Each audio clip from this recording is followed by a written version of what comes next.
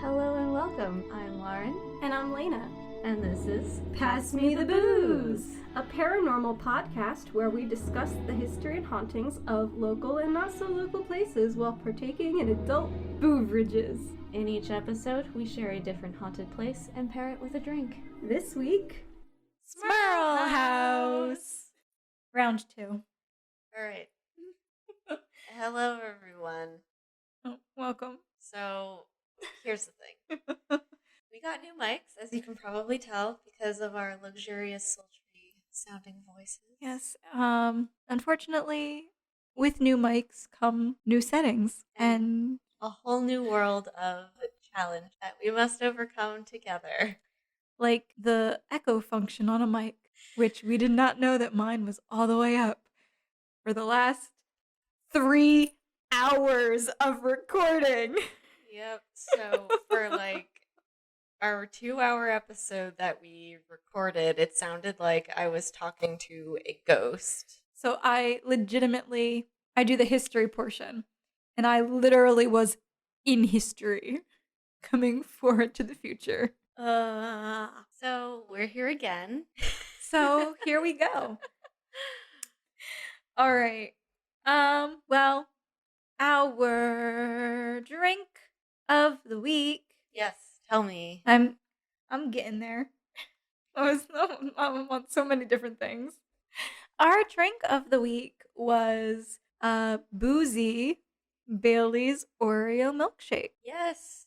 So, where the Smurl House is located in Wilkes-Barre, Pennsylvania, there is a nifty little place called, as I scroll, Boozy Bees. And it is literally a boozy ice cream parlor. However, Yeah, but we didn't want to drive the 2.5 hours it would take to get there and make a 5-hour trip out of it because that's a long drive and we get tired easily. So we just kind of made our own milkshakes. we did.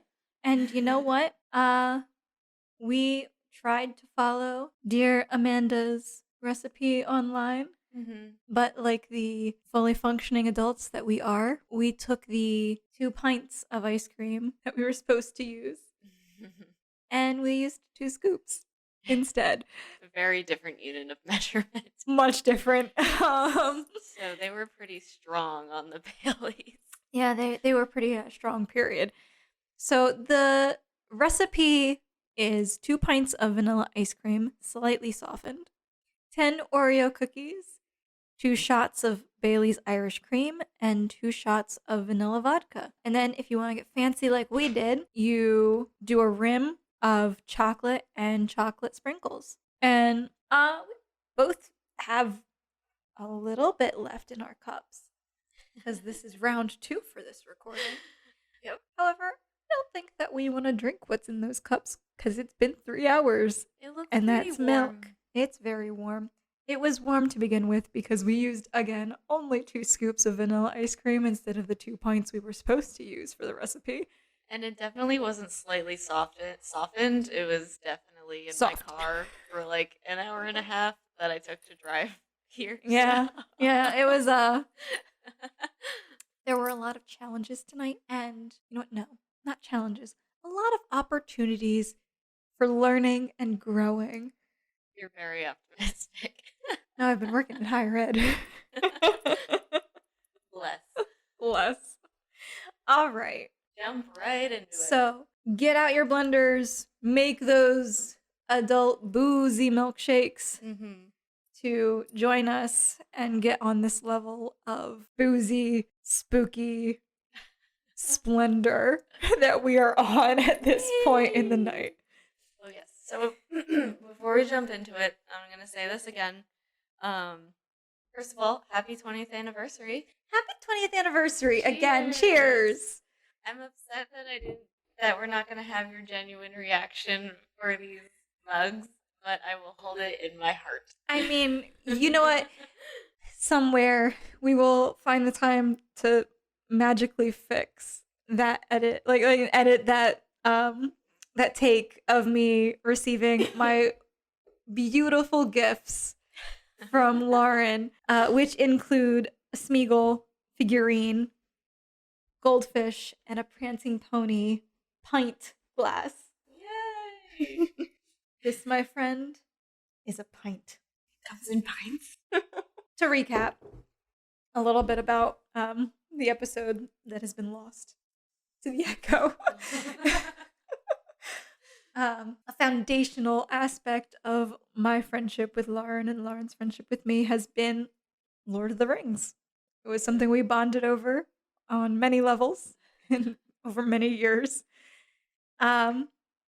So our Lord of the Rings gifts from Miss Lauren here are aptly on point. They very, very on point for the two of us. Yes, I will post a picture of them and like the glasses you got us. Yes, because it's Just the been whole 20 ensemble. flocking years, man. And like we were saying earlier, but we'll say it again. I don't have anything else in my life that's like 20 years old. No, I've never celebrated a 20th anniversary of No. anything, so You know what? Congrats. We made it. we did it. We did it. And yes, this is just we keep cheersing as just an excuse to keep drinking. Because that's where we're at in life. It's gonna be a late night. It's going to be a late night. It's 11 o'clock now. Is your echo on? I hope the fuck it's not. All right. Well, let's jump in to the history of the Smurl House. Okay. And one more thing I just wanted to say Oh. again, because I did mention it in the first recording. Just a warning, there is a lot of mention of Yes. sexual assault in this episode. If that's something you need to prepare yourself for, there it is. Because we bring it up multiple times, and I didn't want to like stop every single time to be like, hello, hi. So this is just a blanket statement right now. Yep. Be mindful. Take care of yourself. But please enjoy our weird musings over this peculiar case that we're going to dive into right now. Starting in 1973. So it is very varied online, but I believe based on property records I was able to find that the Smurls purchased the house in 1973. And in 1973, they started renovations on the house for both sides. It was a townhouse, also known as a double block house. While working on certain parts of the house, they noticed strange things like a rancid smell and spots on the floor and walls that would not go away despite being painted over or covered with carpet. Ew. Love it. In 1974, Mary and George Smurl moved into the right side of the house, and Jack and Janet Smurl moved into the left side of the house with their two young daughters. Janet immediately started reporting that something was wrong with the house and that something was happening that she could not explain. Interesting. I think it sparked with the fact that they were living with her in-laws. I pointed it out last time, I'm pointing it out this time. No one in their right fucking mind wants to live with their in-laws.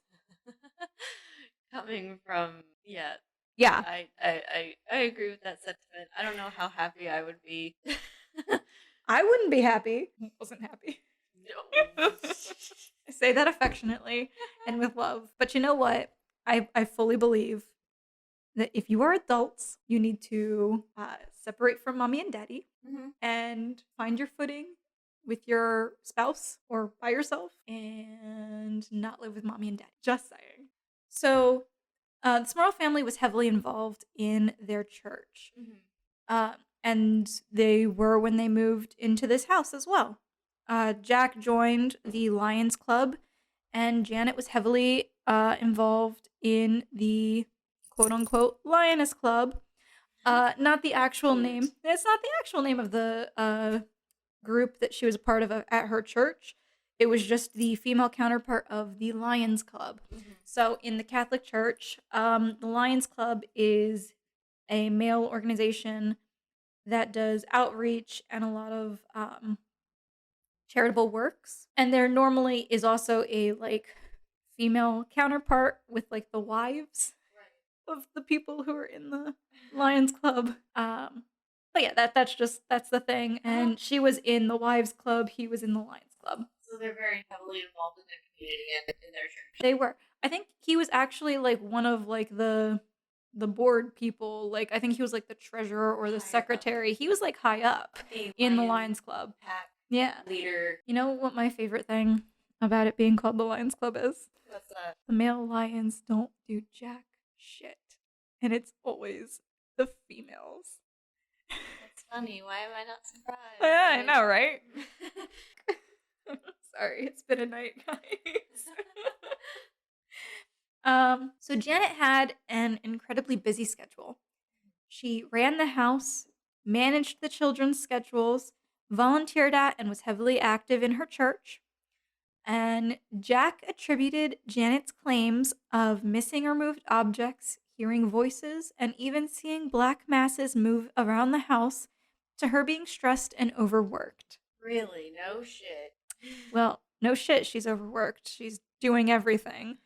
But also, maybe like check in a little bit more.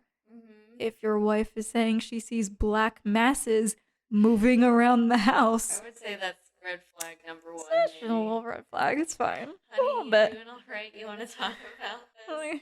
Yeah, little things here and there. In 1979, Jack and Janet Smurl had twins and continued living in the house despite Janet reporting weird happenings throughout the house. Around this time, Mary and George Smurl reported hearing screaming, screams, and foul language coming from Jack and Janet's side of the house. This created hostility between Mary and Janet, as it was a woman's voice that was cursing, but it was also like Mary was having a clutch my pearls moment of her daughter-in-law, a woman, using such language. Ladies don't use words like fuck and Oh, fuck. you son of a fucking bitch. You son of a and motherfucking bitch, actually. etc.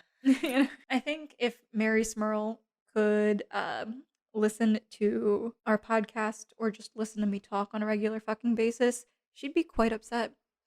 A little bit. I think she wouldn't have any more pearls to clutch because they'd all be broken. Oh, yeah. Oh, my God. We apologize if we sound very tired because we are. We're redoing things, so it's a night. Well, my short-term memory sucks, so like Same. I don't So remember most of what I said. yeah, the reactions might not seem as genuine as they normally are I'm trying. because, well, they're not. I will say though that like a large part of this is they say, oh well, that cussing and cursing is bad behavior because we're good church folk. I have heard the priest that I grew up with curse like a fucking sailor and be drunk on Sunday morning before mass.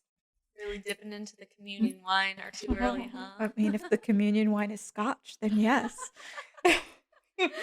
I mean, that priest, I went to a funeral for a good friend's father. And during the service, this priest, and now I had grown up with this man. Mm-hmm. This priest was either sloshed or like the dementia's hitting hard because motherfucker had his phone in his robes on loud. Uh-oh.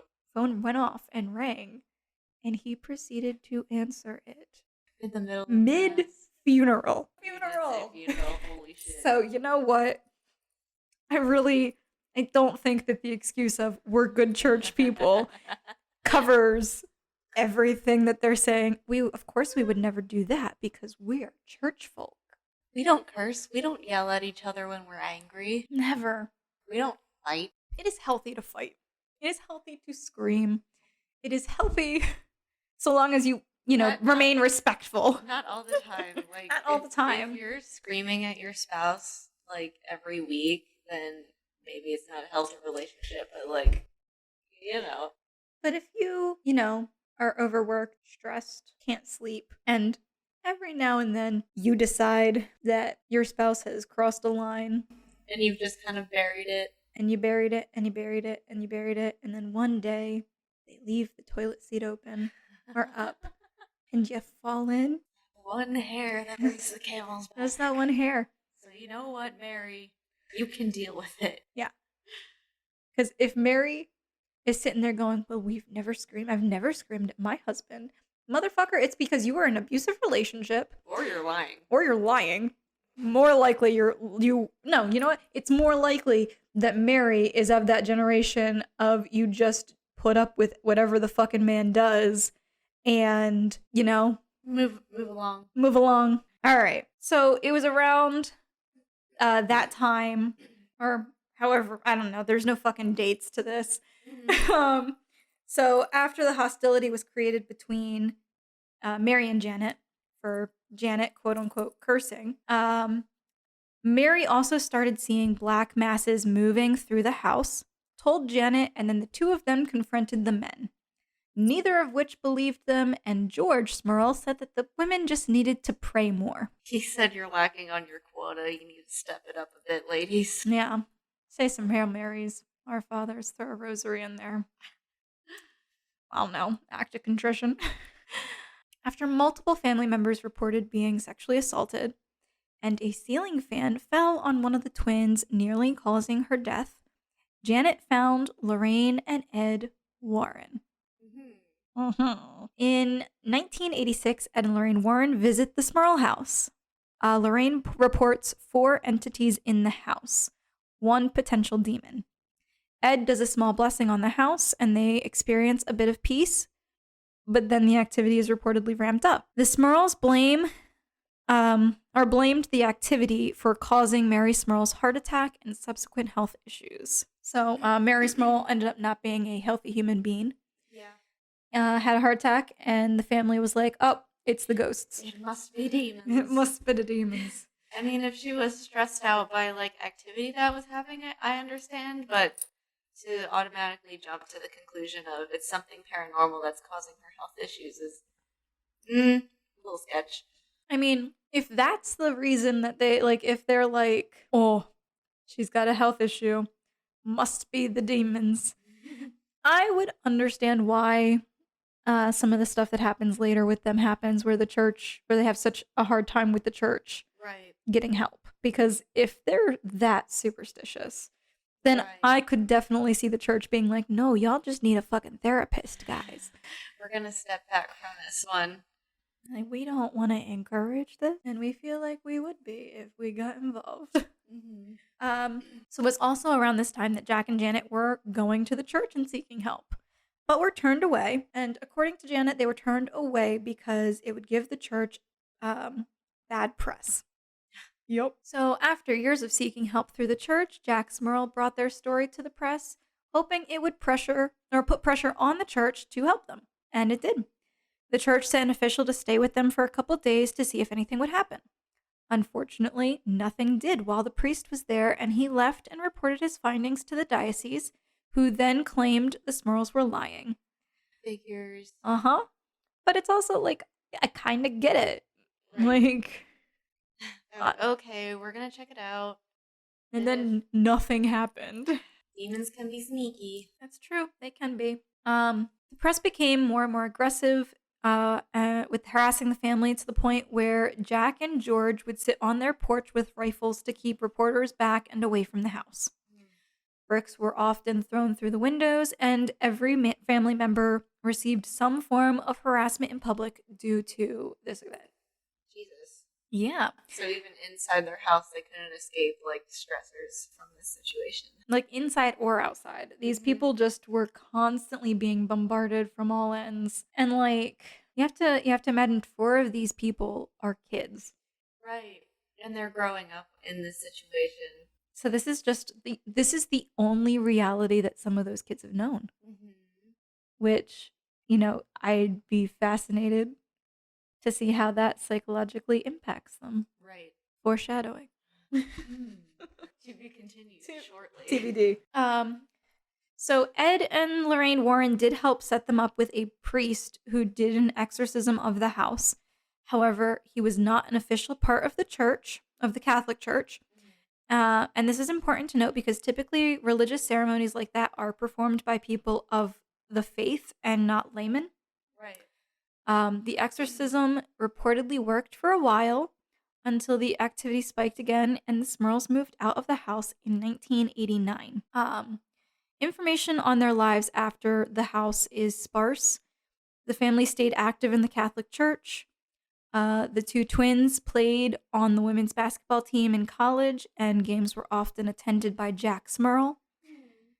Jack died recently in 2018 at the age of 75 due to complications with his diabetes. The only family member that has a lot of information about herself public is Karen Smirl, and she is one of the twins. She became a social worker and currently works as an investigator and spiritual advisor. Karen claims that her experiences in the Smurl House left her sensitive and with clairvoyant abilities, which she uses to counsel families that seek help for activity in their homes. And that's interesting. And in my mind, automatically adds a little bit of credibility to whatever it was that they experienced, because she felt so powerfully about it that she decided to make a career out of it. See, and I'm on the opposite end of the spectrum with that, because it's she was born into this. Right. And I think we did the math earlier, but she was 10 years old when they moved out. So from the time she was born until 10 years old, she lived with her parents believing that their house was haunted. Very And impressionable years. yeah, those are like foundational years of like who you become as a person.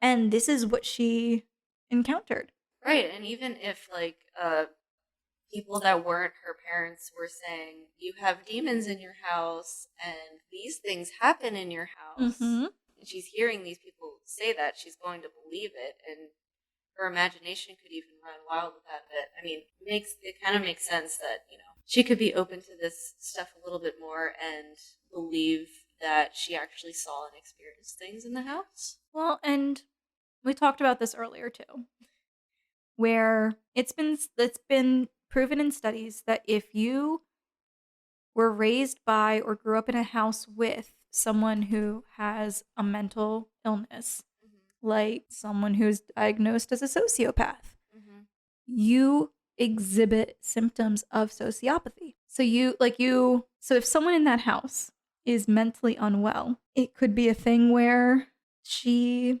also exhibits symptoms of being mentally unwell. It's possible. I feel like we don't know the family enough to No, come to we the don't. conclusion that they're suffering from any kind of mental illness. But yes, it's interesting that you mentioned that. Because if that were the case, that someone was mentally unstable, there is a condition. I forget what it's called because it's French and I can't pronounce it. That when someone has a mental break, that someone else in close proximity, if they're with them all the time, will experience the same symptoms. But once they're separated, those symptoms will virtually disappear from the other person that wasn't affected primarily. See, and I would be so interested to know who was the one, like if that's the situation that the Smurl family was experiencing. I think that personally, I think it would be Janet. Right.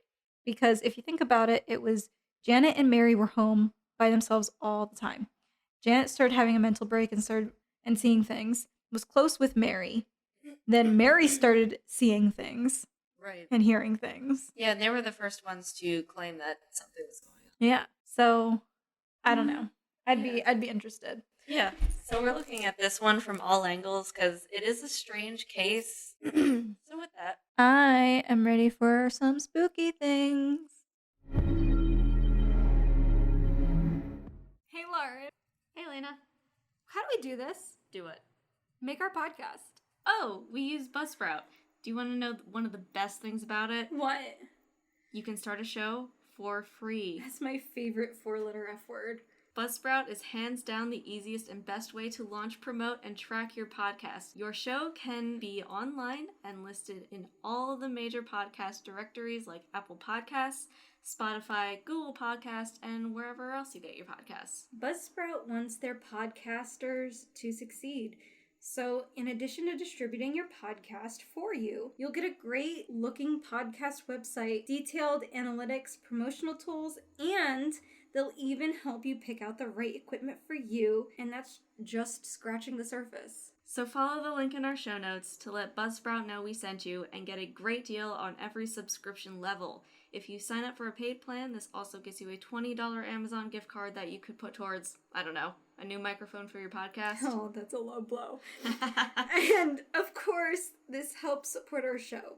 So follow the link in our show notes to go to buzzsprout.com and join over 100,000 podcasters already using Buzzsprout to get their message out to the world. Buzzsprout, the easiest way to start a podcast.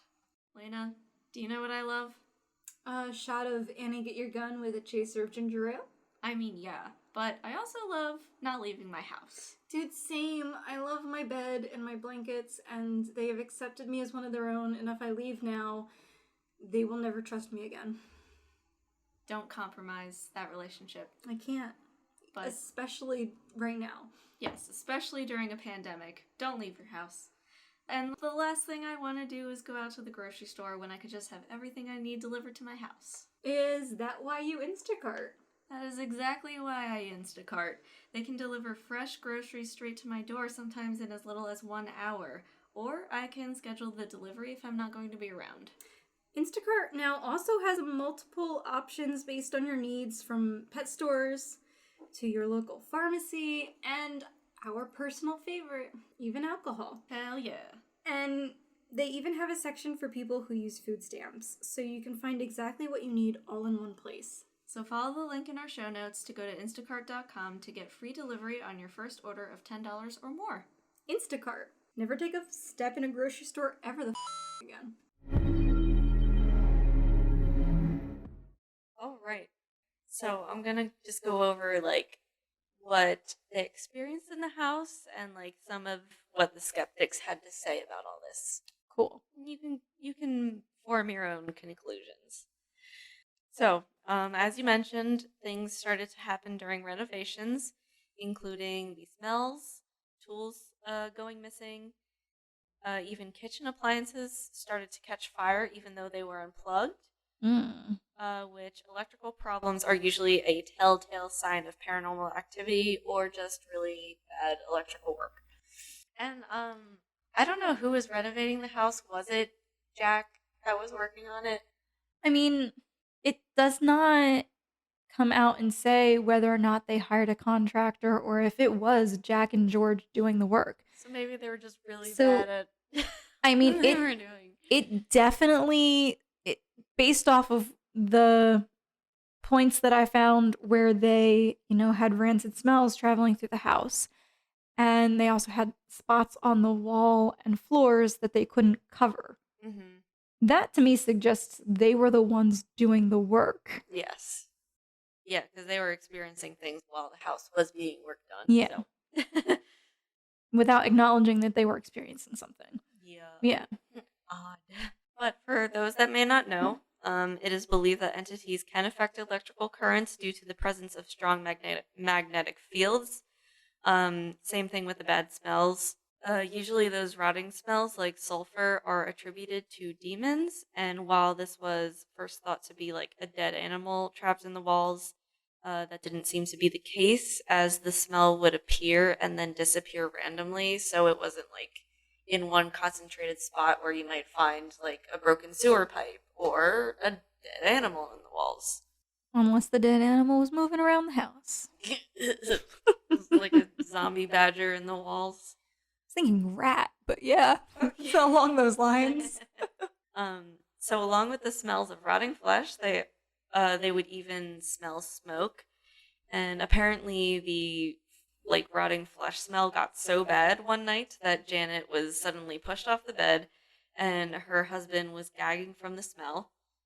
And with the fighting you mentioned, they would also hear unearthly screams, hoofbeats, moans, and pig grunts. And even some neighbors reported hearing screams coming from the house while the family was out. I don't like that. So now that we're, doing this round 2 style, I want to know why they heard hooves and pig grunts. Like, do they mean that they heard like pigs like doing the like oink noise that they do? Or like they heard grunts and they're like, oh, that sounds like a pig. Maybe. Because like to me, that I imagine snorting. sure.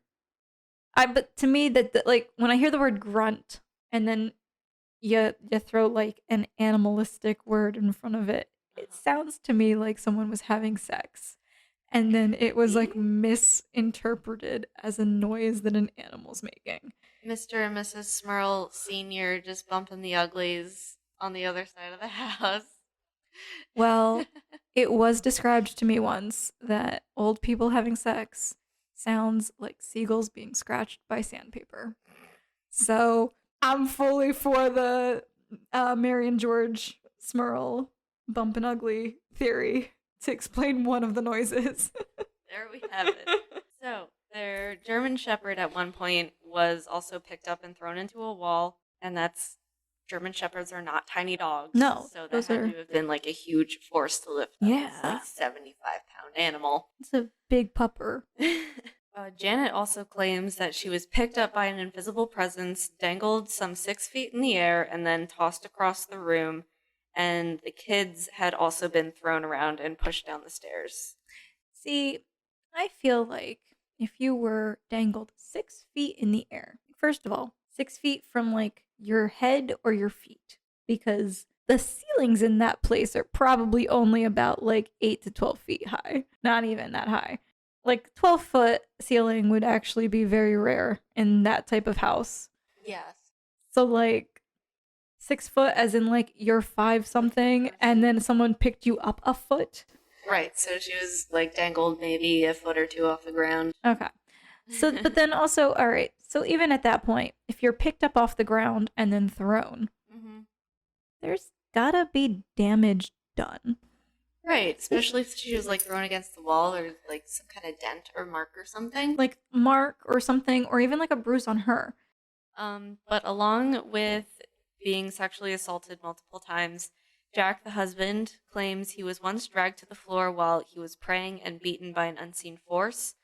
And so it kind of sounds like whatever was here was trying to target and break down Jack, because it probably saw Jack as the biggest threat as the patriarch of the household. That's just my speculation on it. Yeah, I mean that I can understand that speculation and that makes sense. And like it is weird that, you know, the claim if what Jack claims happened actually happened. It is weird that he was targeted so violently. Like to be honest, like if everything that that the family claims happened actually happened, this is a very weird haunting to begin with. It's much more violent than you normally hear about. Yes. Cuz like you watch Ghost Hunters or like stories of people's houses being haunted and then like them getting interviewed on like A&E or something. Right. It's always like we heard knocks. The doors started slamming. I got scratched once and we left. These motherfuckers stayed around for like 14 years. Yeah, being like physically, verbally assaulted, like extremes Yeah. compared to what you usually hear. It's highly unusual, and like his claims aren't something you usually say lightly. Mm-mm.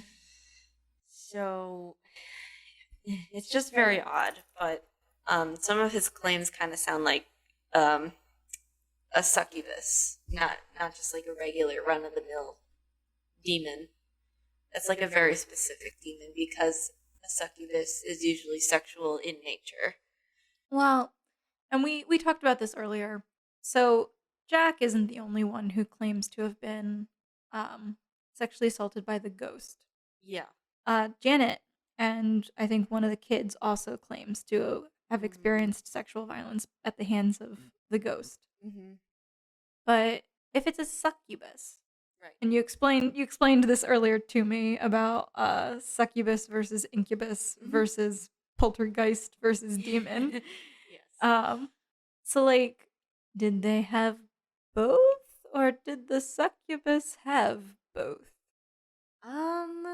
That's a good question. It could be that there are two entities, one succubus, one incubus, and I'll just quickly describe the difference for those that don't know. But a succubus is Basically a type of demon that is sexual in nature and will usually visit you at night to perform sexual acts. A succubus has more of like a feminine appearance to it and usually preys on men, while an incubus usually has more of like a male presence and will prey on women. And so I'm not sure if this was one demon and they were just switching between the two appearances, or if this could have been two different entities. I'm not sure how that works in the demon world, but it wouldn't surprise me if, this demon is gender fluid. Brings a whole new level to the meaning, gender fluid. Yeah. But also, I still have so many questions about the whole sexual assault aspect of this. And as somebody who, like, I actively work with survivors of sexual violence. I am a major advocate for Title IX. I just have so many questions. Because when I hear this, and being the, like, cautious skeptic that I am with a lot of things, I don't hear this and think incubus or succubus. I hear this and I think something far more insidious has happened. So kind of like someone is suppressing some kind of trauma and it's like manifesting as either suppression and then it's manifesting like this, or this is how they have interpreted something else happening. Yeah.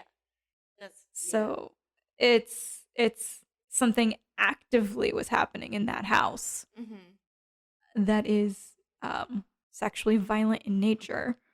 Right. But it was not being done by a supernatural or paranormal entity, but it was being done by somebody, which to me, that's far more insidious and horrible than demons. So that is a very big claim, but it seems very possible.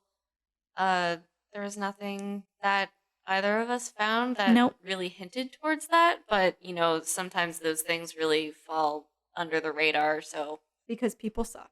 Yeah. To say who, what, or why, it's very difficult to say. Yeah, because again, we don't have a lot of information, we don't know, but like yeah. Well, along with Jack. Yep. Janet also claims that she had been molested in her sleep. One night, Jack said that while lying in bed with Janet, he heard someone whispering. It sounded like a young woman. He turned to face his wife. He watched a shadowy figure run up her leg. Like, which is an odd visual to me. It's a weird way to phrase it. Like, saw like a hand run up her leg, or like saw a borrower run up her leg. A tiny little person just running up her leg. Yes. Little Arietta running up. Going after her buttons on her nightgown. Yes. So she could have a dinner plate. Oh my gosh. So if you don't know what the borrowers are, go educate yourself. It's a very old movie from our time back in the day. Yeah. It's whatchamacallit? What's his name? What's his actual name? Not Draco Malfoy, but what's his actual name? Tom. What? The actor. He's in that movie. He's the little brother in that movie. Wait, the Spider-Man? That's Spider-Man. Like literally the kid who played Draco Malfoy. Oh. No longer a kid. He's much older than us, I think. But yeah, I know who you're talking about. But you said Tom. I thought like Tom. What's his face?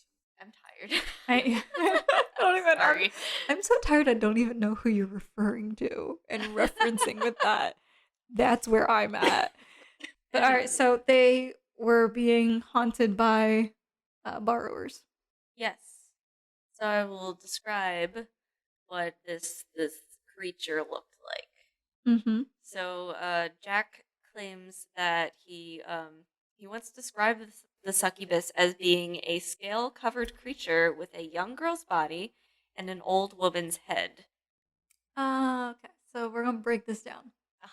Covered in scales.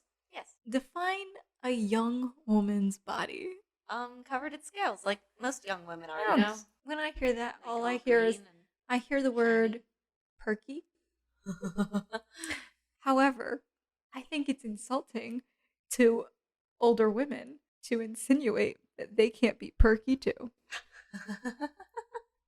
So the succubus was just a really fit grandma. That's what I'm thinking. I'm thinking grandma like did the whole like no bra movement. The ladies stayed up where they were supposed to. Mhm. She's been doing her push-ups and her butterflies Oh hell yeah. 3 days a week. But really what his description sounded like was an ashy, fit butterface. That's rude. Cuz like scaly in like human terms, it's not actual scales like a fucking She just got some dry alligator. skin. She's just in desperate need of some lotion. What that sounds like to me is that his wife one night forgot to lotion up.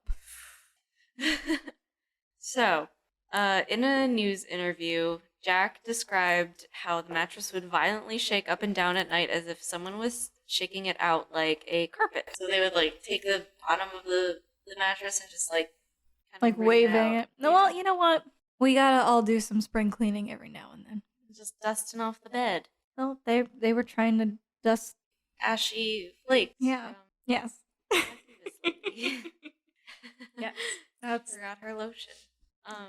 But they would lie awake every night just listening and making sure their kids were okay and not in any immediate danger. This was before the ceiling fan incident that you mentioned, where the ceiling fan randomly fell and caught one of the daughters, almost killing her.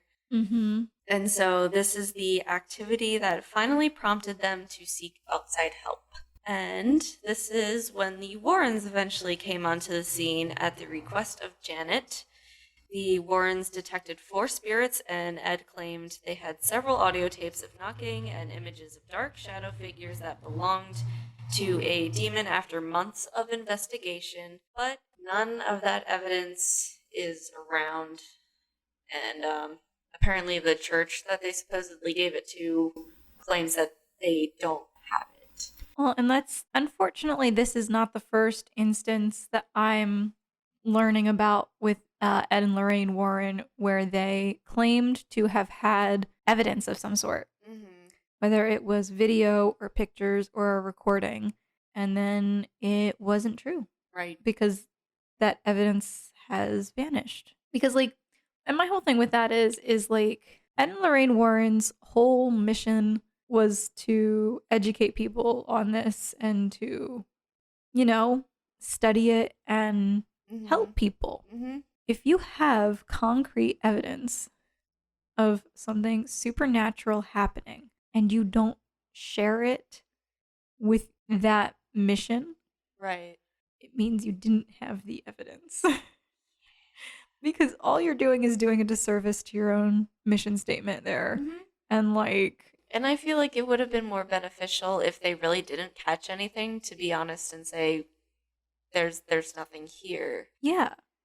Like, it would have... And especially, like, in this situation, honestly, it would have been, I think, more mentally and emotionally beneficial to the Smurls to have professional demonologists come in and be like, yeah, so here's a number for a therapist. Right.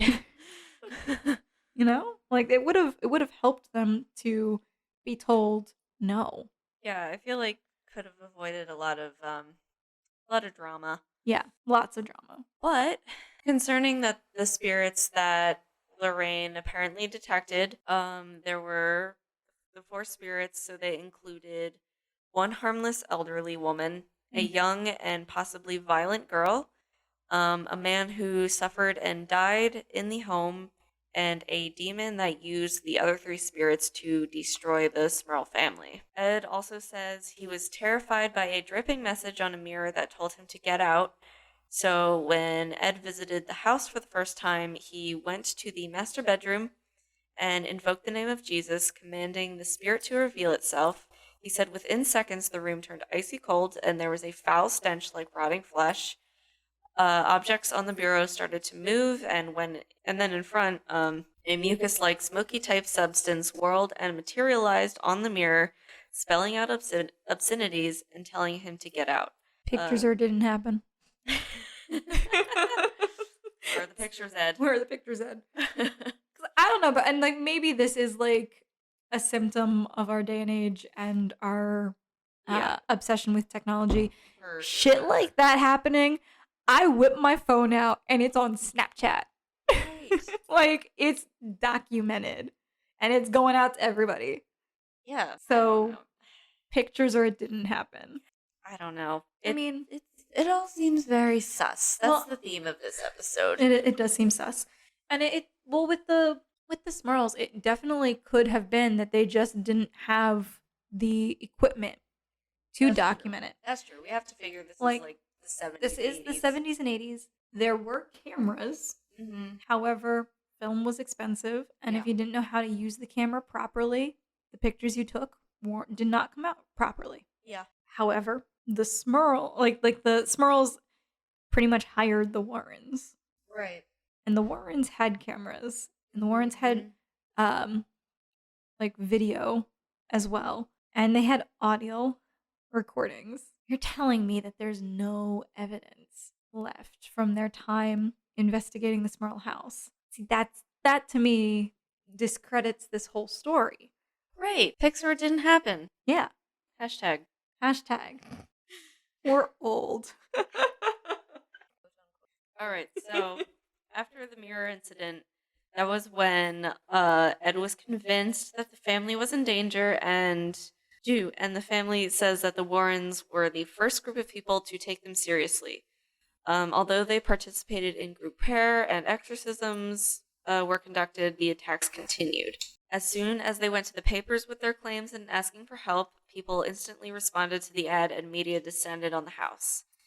Because of the media circus, it attracted a bunch of different groups of people, and the media was absolutely nuts about this case because, I mean, it was just like this small town in Pennsylvania where nothing ever happens, like most small towns in Pennsylvania.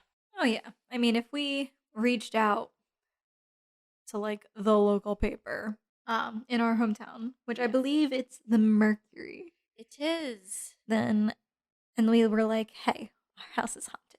Yeah, they would run that fucking story in a heartbeat. The story would be something along the lines of insane person reports having a demon in their house, but they'd still run it. Yeah, I mean, what else are you gonna do? Yeah, we've been to this beer garden 3 times this week. You want to go check out the demon house instead? Yeah, let's go. So this is weird, and police were kind of monitoring the situation, and one of the patrolmen said in a news report that after 23 years on the job, I thought I'd seen it all. It would be between 2, 3, 4 in the morning, and they would just stand there staring at the house. Some of them would sneak onto the porch for a look. Others would climb a tree. I'd just stand there and look at them and wonder why they were there. Well, all right. And I know you earlier were like, that scares me more than the demons in the house. Yeah. It does. It scares me more than the demons in the house too. However, from everything that I know, growing up in the church and, growing up with people who do believe in stuff like this, evil wants to be known. Like, it wants to be known so that it can spread. So if people are being drawn to the house after it's reported that something's going on, to me, that's a point in the, okay, this validates things a little bit more that something is going on because it wants to be known. It wants to spread. I don't know. Because, I think with stuff like this, the more people who believe in it or the more you believe in it, the more power it has. The more real it is. The more real it is. And I think with more and more people coming and seeing and believing it, I think that's what it wants. Yeah. And to me, it just it gives it more credit. Yes. And even when they blocked off the streets, people would still park and walk up to the house. So there was definitely some kind of draw to this. Oh yeah. Huge human magnet. But even still with that, the officer said that no one in the department experienced anything paranormal. That makes me scratch my head and go, huh, Why not? I don't know if any of them were actually inside of the house or if they were just monitoring the surrounding area, which seems a little more likely. I mean, if they were just walking around the block, Yeah, just keeping an eye on shit. Okay. controlling the media. Then I understand why they didn't experience anything. Yeah, and I mean, often with large groups of people, like paranormal stuff like that doesn't happen. It's usually when there's just a few like number of people. Yeah. Just one person that they can hone in on when that stuff starts to happen. So I don't know. But in this whole mess, there was one professor of philosophy from the University of New York in Buffalo, Paul Kurtz, said it reminded him of the Amityville hoax, which started up about 10 years prior in 76. He said he had hundreds of scientists and scholars willing to investigate claims of the supernatural and that no one on the team has ever found evidence of ghosts. Although he was very skeptical about the existence of ghosts, he did believe in the sincerity of the family. He is quoted saying, "We receive a great number of similar cases, but this seemed so beyond the pale. The Smurls were obviously very emotional about this. Their case, too, seemed so outrageously hilarious and nonsensical. It was the first time we had reports of a man being raped many times." And although there was like a team of scientists at their disposal, Kurtz was not permitted to enter the home to investigate. See, if I were living in a house that was super duper fucking haunted and I was being attacked, my dog was being thrown around, I was being thrown around, I would be like, y'all, it's a fucking open house. Right. Come on in. You would think. Honestly, like, I probably would never spend a night in my house with just me. No. Or just my family. It would be like people constantly were coming in and out because I would want people to witness that I'm not losing my mind. Something is actually happening. Right, some kind of validation. Yeah. But also, it seems to be that there's like a protection for the Smurls every time someone visits. Right. Nothing happens. So Right. like for me, it would be I'm being smart and we're having guests all the fucking time. Yeah. That's just me. Until like these ghosts get brazen enough to do something when there are strangers in the house. You need a place to stay? My couch is open. Exactly, hitting up your friends to crash on your couch every week. Sleepover every night. But in this weird group of people, there was also a mentalist who came onto the scene to try to disprove all of the, quote, demon sightings and try to tell the family that this was all in their heads. All I found of this was this short scene of him at the house during the news report that he basically put on like a mini magic show. So he had like 3 glasses set up on a table and said, "I want you to imagine the most violent thing you could ever imagine." And the small table shook and the glasses spilled over and broke.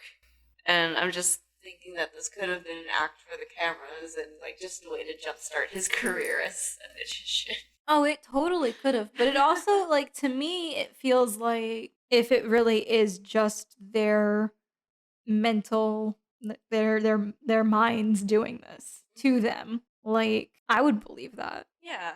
Like whatever they were experiencing, personally, it just kind of manifested into some kind of delusion or hallucination. Yeah. But with that, they were hoping that the media circus would catch the attention of the church, as you said. And when representatives from the Roman Catholic Church in Scranton did decide to check it out, they said they believed the family, but they were unconvinced it was the work of a demon, as they couldn't find any solid evidence that would lead to that conclusion. Which again makes me think if this was legit paranormal activity, I'm wondering if the demon was just super duper sneaky, or if this was a poltergeist. Which, for those that don't know what a poltergeist is basically a manifestation of emotions that makes it seem like paranormal activity. So like the knocking, objects moving, it's just a physical manifestation of intense emotion.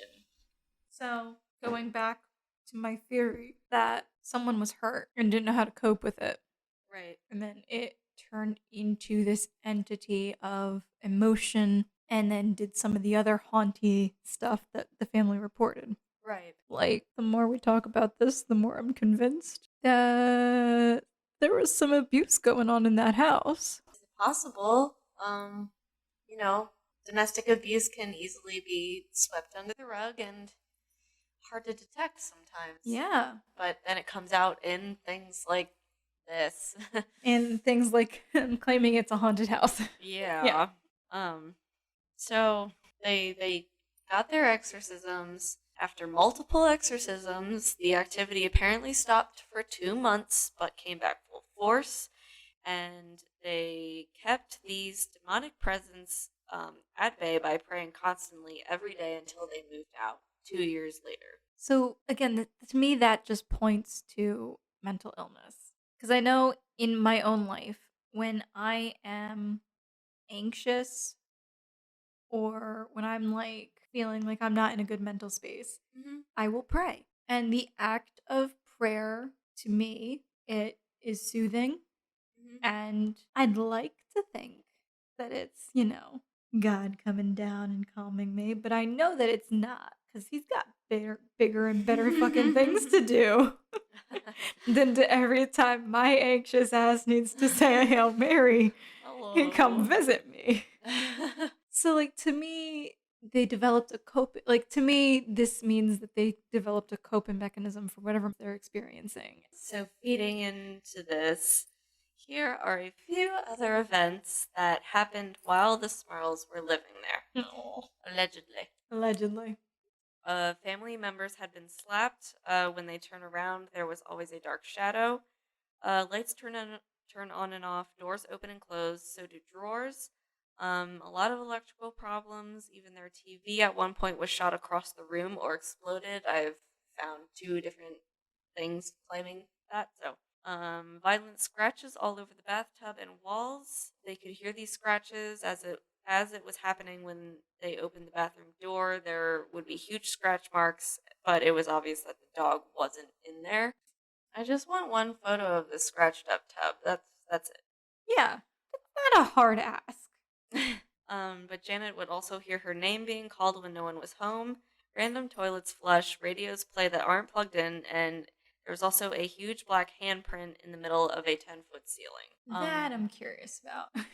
Yeah, that's odd. That's odd.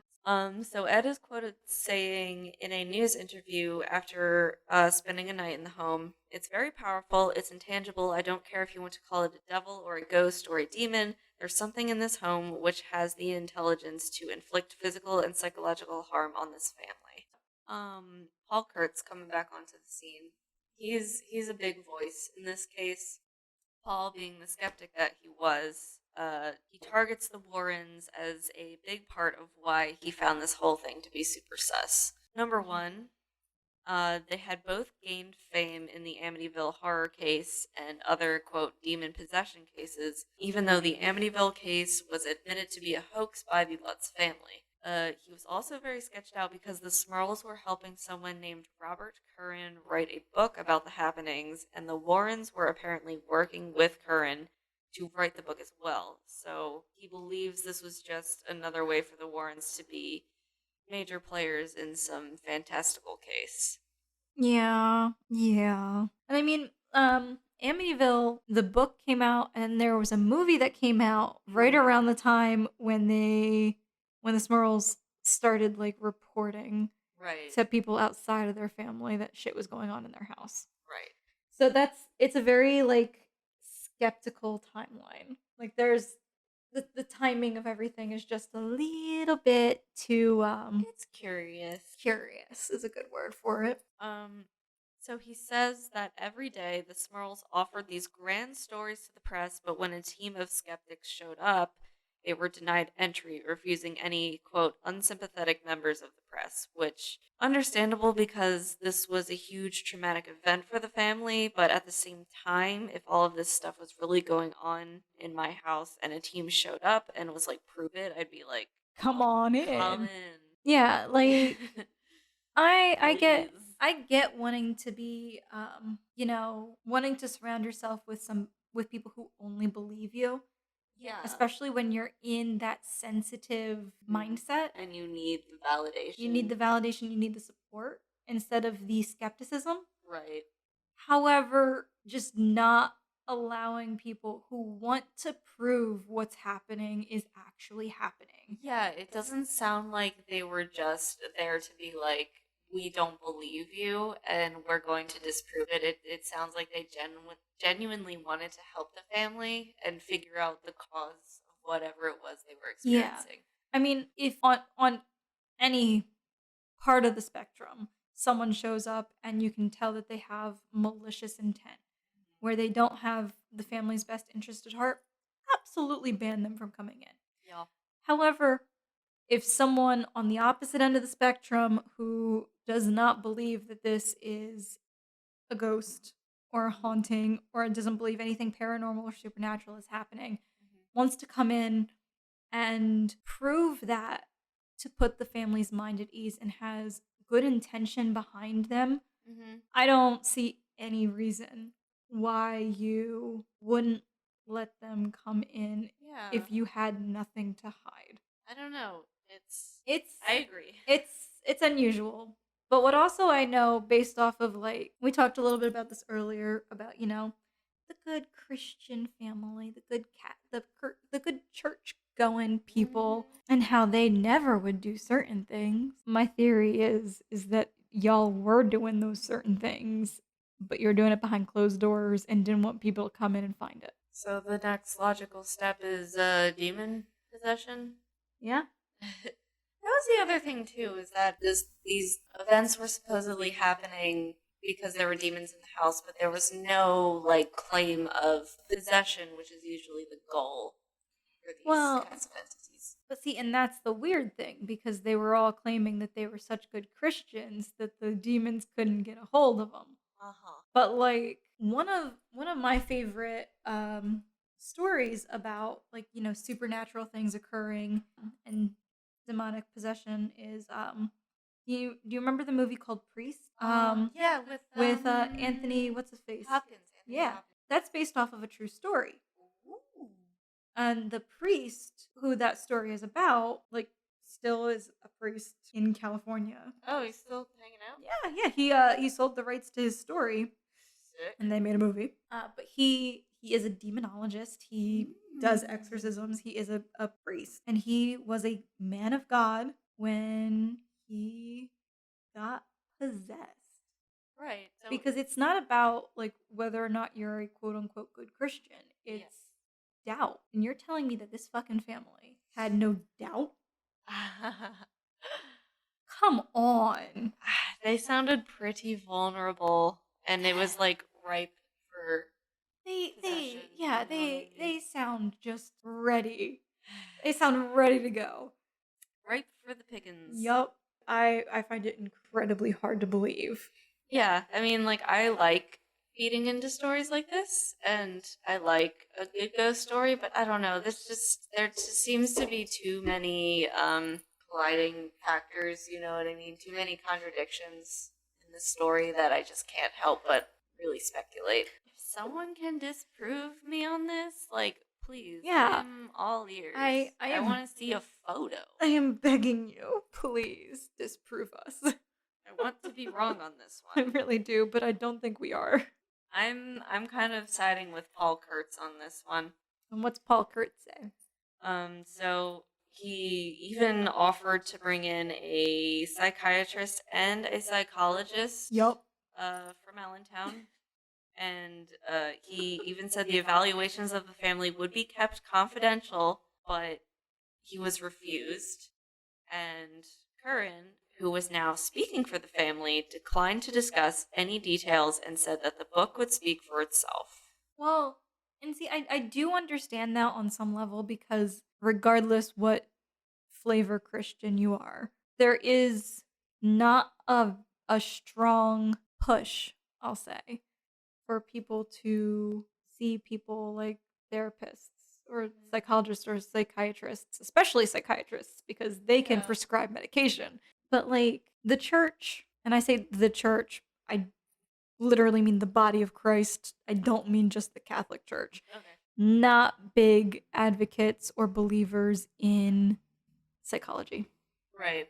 Like other faiths also have that distrust or disbelief in psychology, and some will say that it stems from the fact that, faith is just the comfort blanket to explain what you can't explain. Right. And psychology fights against that. And I think that that's a big part of why people of faith don't pursue help. So I can understand wanting to refuse psychological help because from their perspective, they could see it like, you don't believe us, you think we're crazy. Mm-hmm. Yeah.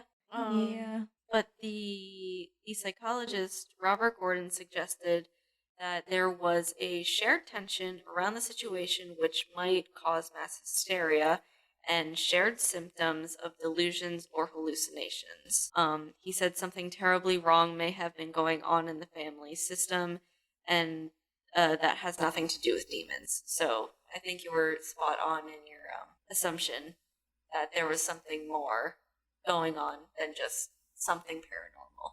Yeah, and I mean, I hope that I'm wrong and it is a demon, because I don't like thinking about like families having something horribly tragic and traumatic happening. Yeah, and something like so broken to the point where they put on this show for the media that they try to convince everyone that they're haunted by unearthly creatures. Yeah, like it's Instead of dealing with an actual problem. yeah. Well, and to that point, like I never think things like this are like people maliciously lying. No. I think it's more a cry for help. Right. So I get it, Mm-hmm. because clearly these people needed fucking help. Absolutely. Unfortunately, they did not receive the help that they fucking needed. And not for lack of people trying, but because they were incapable due to their own belief system of accepting the help being offered. Right. Yeah, exactly. So, And I did read in one article that at some point during the beginning they were struggling to make ends meet, which could lead some people to believe that they built this story just to kind of get famous and get their money or whatever. mhm. Yeah. I mean, there was a book, there was a movie. Earlier, we went through who was in the movie. Yeah. It wasn't like a small B-rated film either. No, it was there some big name actors. there were. And Who was it? It was, hold on, we'll go through it again. Diane Baker, the father. Jeffrey DeMune, and even the name Sally Kirkland is very familiar. Yeah, and even if this was for financial gain, I hope that they got like some Yeah. something from this. Oh, they definitely did. Yeah, especially the kids. Like I know, who was it? Karen. Yeah, Karen. Yeah, she's been a bit more public about what she's been doing, but like the other three daughters, there hasn't been much mention of it. So I'm curious, like their perspective on things, because they were much older, like in their late teens. The two older ones, yeah, and then the other twin. But like even if you cuz like I tried looking them up on Facebook. Yeah. You couldn't find them. And Yeah, I'm sure once, they got a little more autonomy, they wanted to separate themselves from the story, which like fully believe and understand why you would want that. Yeah. But it's also one of those things of like I respect that they want privacy now after experiencing what they experienced for 14 years, Yeah. and then the media storm that happened Mhm. at the end. Mhm. Like I get it. I wouldn't want to deal with people either. Fair. Very fair. More than fair. That's pretty much it. Like the whole story is really up for speculation. But there is one little parallel that I will mention that's a bit strange. So there was actually a murder a few blocks away from the house 10 years prior to them moving in, and the man that killed his wife was named Lutz, which is the same surname as the Amityville case. Yeah. Just a weird coincidence. Yeah. Coincidence is a good word for it. So I'm solidly on the side, or I'm in middle, but leaning more towards that this was just a case of people who really need mental health help. Where do you fall? Yeah, it's I want to believe that there was something strange going on and that at some point it was kind of blown out of proportion. Mm-hmm. But I am leaning more towards on the side of skepticism on this one, just because there really isn't any solid evidence that would point to something otherworldly other Okay. than their word. After they moved out and another family moved into the house, that nothing happened. Yeah. They didn't like experience it. So To me, that's weird. That doesn't sound like the house is haunted. That either sounds like the family is, or the family has some deep-seated mental health issues. I don't know. I don't know. It's very strange because I mean, very involved in the community, and I feel like if they were having problems, that some signs would have started to pop up if they were very close knit in the well, community. I don't want to say that it's like a mental health red flag for you to be involved heavily in the community and in your church and like being active and doing stuff. But as somebody who has like high functioning anxiety and high functioning depression, if I'm not constantly doing something, it's bad. It all falls apart. It all falls apart. It all fars apart. All falls apart. So like for me, I'm constantly going and going. And when I stop and I'm just not doing anything and I'm at home alone, that's when it's bad. Right. So Yeah, it could be a coping mechanism. Yeah, okay. It sounds like there's a potential here for people being busy to stay busy so that they don't have to cope with not being busy. So I think that that's a curious thing to think about. But listeners, we want to know what you think. We're going to open the floor for this one a little bit. So I didn't talk to Lauren about this, but I'm just going to throw it out there and we're going to add it in the recording if she keeps it during her editing. Oh boy. I want to hear your perspectives. So if you have the time, please email us at passmethebooze@gmail.com. Subject line Smurl House. SMURL House. And let us know what you guys think. Or if you know more than we do or found something different on the internet than we did, share it with us. Yes. We'd love to hear from you guys about this. And if you share something, then we will do another little, not a bonus booze, but a bonus episode follow-up to say what you guys have shared with us and what you guys think. Yes, give us your opinions, because there seems to be like two big polar opposites on this one. Yeah.